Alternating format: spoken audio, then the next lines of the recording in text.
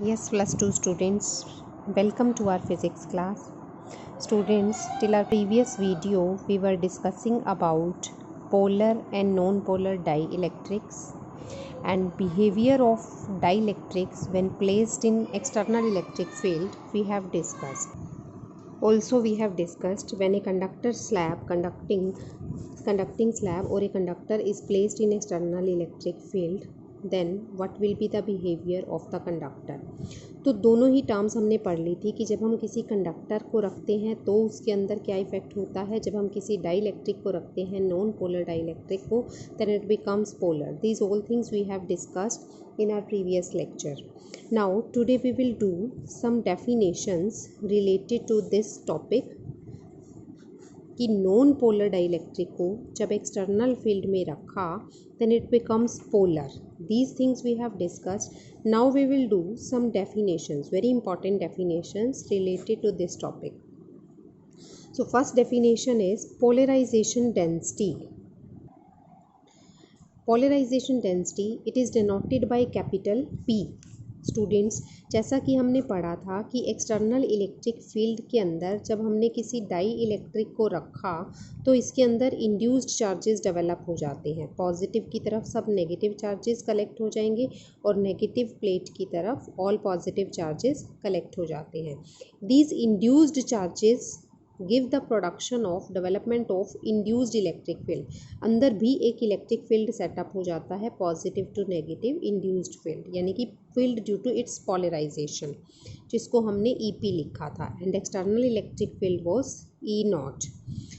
तो net field inside the dielectric क्या बचा था, this value E is equal to E0 minus EP. क्योंकि ये जो अंदर फील्ड डेवलप हुआ है, इंड्यूस हुआ है, this is opposite and less to the applied field. तो अंदर जो फील्ड बचता है this is called as reduced value of electric field, reduced field E0 minus EP. These things we have discussed. अब पोलराइजेशन डेंसिटी क्या है, हमने बोला कि अंदर फील्ड जो है एक इंड्यूस्ड फील्ड डेवलप हो गया तो अंदर चार्जेस प्रोड्यूस हो गए. अंदर जो इंड्यूस्ड चार्जेस डेवलप हुए हैं QI, कितने इंड्यूस्ड चार्जेस डेवलप हुए, कि चार्जेस डेवलप हो गए, चार्जेस डेवलपमेंट हुआ तो अंदर डाइपोल मोमेंट का डेवलपमेंट हो गया.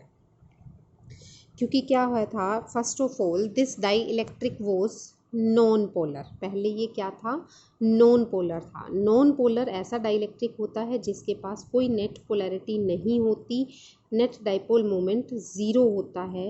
ये बात हमने प्रीवियस लेक्चर में डिस्कस कर ली थी. But when it is placed in external electric field it becomes polar. Polar बन गया तो कुछ नेट पोलैरिटी आ गई, नेट डाइपोल मोमेंट इसके अंदर डेवलप हो जाएगा. That means this thing only. तो कितना डाइपोल मोमेंट इसके अंदर डेवलप हुआ है per unit volume, that is called polarisation density. सो क्या डेफिनेशन बनेगा इसका, how will we define polarisation density. The induced dipole moment developed per unit volume in a dielectric when placed in external electric field. Mathematically कैसे लिखेंगे, induced dipole moment per unit volume. अब dipole moment का formula क्या होता है, either charge into separation between them. तो charges कितना है QI, separation between the charges कितना लिया था हमने, प्लेट्स का सेपरेशन स्मॉल d है ना. तो charges into separation, dipole moment का फॉर्मूला लगा दिया. पर यूनिट वॉल्यूम था, वॉल्यूम को हम क्या लिख सकते हैं, area into separation. D to D can be cancelled. क्या बच गया हमारे पास, चार्ज पर यूनिट एरिया. अब चार्ज पर यूनिट एरिया भी हमने एक टर्म पढ़ा हुआ है, that is denoted by sigma. This is called as surface charge density. Charge per unit area means surface charge density. लेकिन ये सिंपल सिग्मा नहीं है, ये इंड्यूस्ड चार्जेस का सिग्मा है, तो इसे हम सिग्मा P लिखेंगे. That means charge density due to polarised charges, due to इस पॉलराइजेशन. क्योंकि इनिशियली इसके पास कोई चार्जेस नहीं थे, कोई पोलैरिटी नहीं थी. आफ्टर पॉलराइजेशन ये चार्ज डेंसिटी इस पर डेवलप हुई है. तो मैथमेटिकली हमारे पास क्या आ गया कि this polarisation density actually it is equal to the surface charge density. P becomes equal to sigma P। ये फॉर्मूला भी हम ध्यान रखेंगे और ये फॉर्मूला भी इसका ध्यान में रखेंगे, इसका जो डेफिनेशन से बना है। Clear? Now it's next definition is dielectric constant. Dielectric constant क्या होता है? कैपिटल K से डिनोट करेंगे। डाइलेक्ट्रिक कांस्टेंट क्या है? It is the ratio of external applied field to the reduced value of field. Students, जैसा कि हमने इनिशियली फर्स्ट चैप्टर्स में भी डिस्कस किया था कि डाइलेक्ट्रिक कांस्टेंट को हम बहुत बार डिफाइन करेंगे, जिस भी फॉर्म में पूछा जाएगा उसी फॉर्म में डिफाइन करेंगे। अब जैसे हमें पोलराइज्ड वाले चैप्टर में पूछा गया है, डाइलेक्ट्रिक्स वाले चैप्टर में, तो इसको हम इस फॉर्म में डिफाइन कर रहे हैं। फील्ड का रेशियो है और फील्ड का रेशियो हमें पता है एप्सिलन से क्या होता है, 1/4 पाई एप्सिलन नॉट, ऐसे स्टार्ट होता है फील्ड का फॉर्मूला।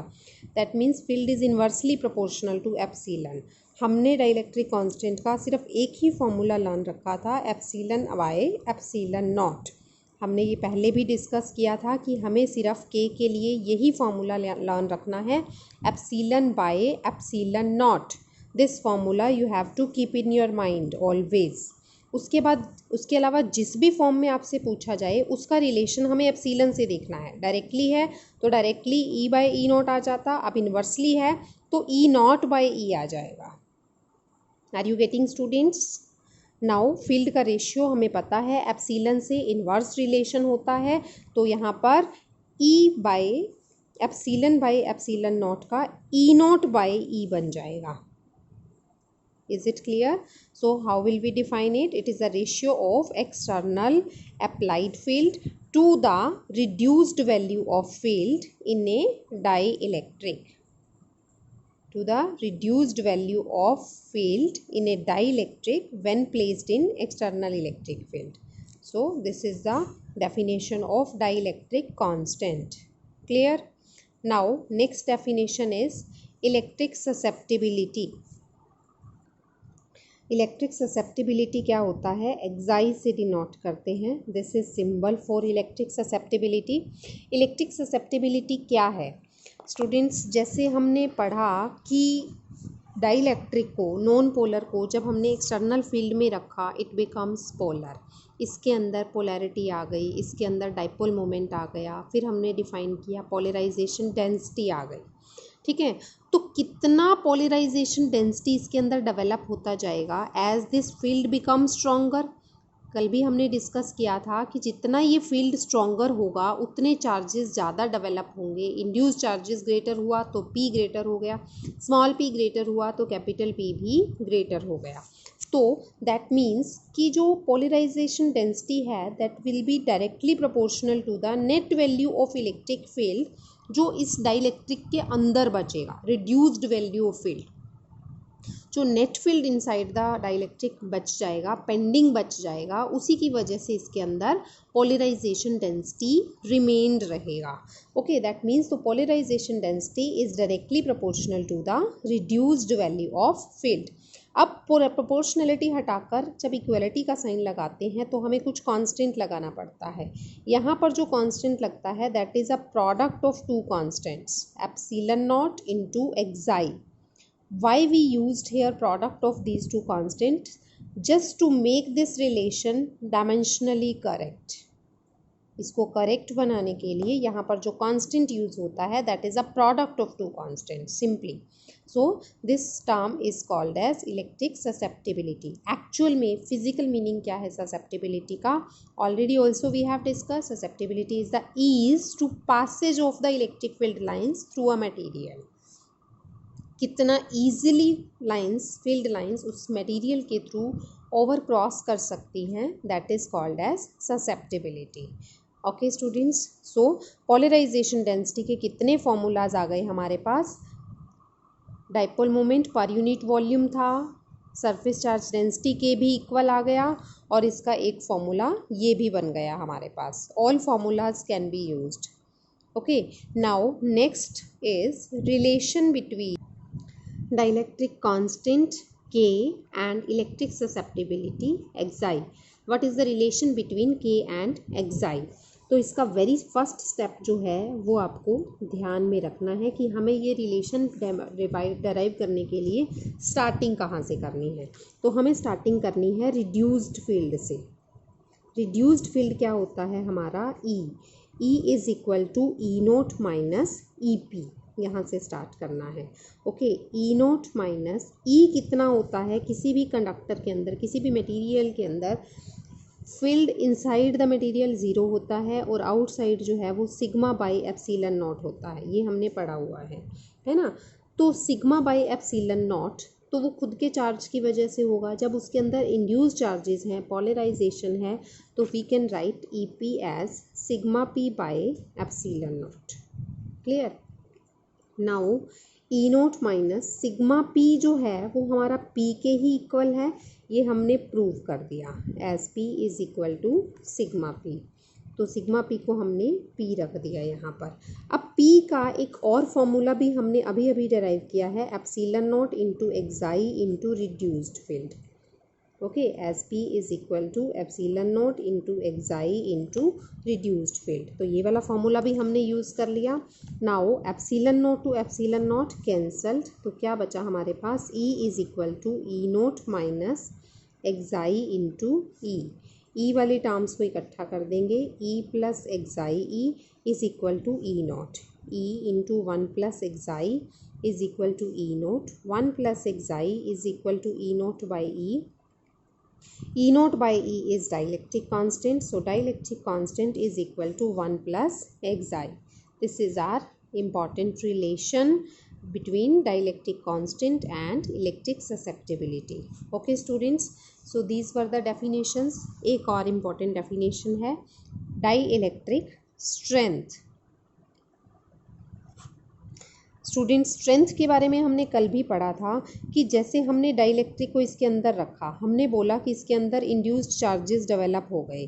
इंड्यूस्ड चार्जेस इंक्रीज होते जाएंगे जैसे जैसे हमारा अप्लाइड फील्ड इंक्रीज होगा, तो फील्ड बढ़ता जा रहा है, चार्जेस बढ़ गए और बढ़ गया और बढ़ गए, है ना। इतना बढ़ गया, फील्ड स्ट्रेंथ इतना बढ़ा दिया कि ये चार्जेस इसको ब्रेक करके बाहर आ गए, मूवमेंट स्टार्ट हो गया। दैट मीन्स उस स्टेज में तो ये कंडक्टर बन जाएगा, डाइलेक्ट्रिक की प्रॉपर्टी ही ख़त्म हो जाएगी, उसका डेफिनेशन ही ख़त्म हो जाएगा, क्योंकि डाइलेक्ट्रिक के अंदर चार्जेस का फ्री मूवमेंट नहीं होता है। ठीक है, तो डाइलेक्ट्रिक का स्ट्रेंथ क्या है, मीन्स उसका स्ट्रेंथ क्या होगा, उतना फील्ड जितना वो बियर कर सके to remain in its own property, ताकि वो डाइलेक्ट्रिक ही रहे, मैक्सिमम फील्ड जितना वो बियर कर सकेगा to remain in its own property, then it is called as dielectric strength. तो how will we define it, कैसे करेंगे, the maximum value of electric field that can be applied to a dielectric without its electric breakdown, बिना breakdown के जितना maximum value of electric field हम इसको apply कर सकते हैं। मैक्सिमम वर्ड लिखना आपको बहुत ज़रूरी है यहाँ पर, इसकी स्ट्रेंथ को जब हम डिफाइन करेंगे।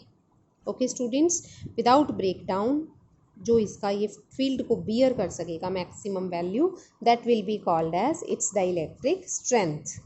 ओके, तो डाइलेक्ट्रिक स्ट्रेंथ जो है वो डिफरेंट मटेरियल्स के लिए डिफरेंट होता है। वैक्यूम के लिए जो डाइलेक्ट्रिक स्ट्रेंथ है that is infinity. Okay, and for different materials it will be differently and it will be given according to the questions also, as it will be used in the numerical problems.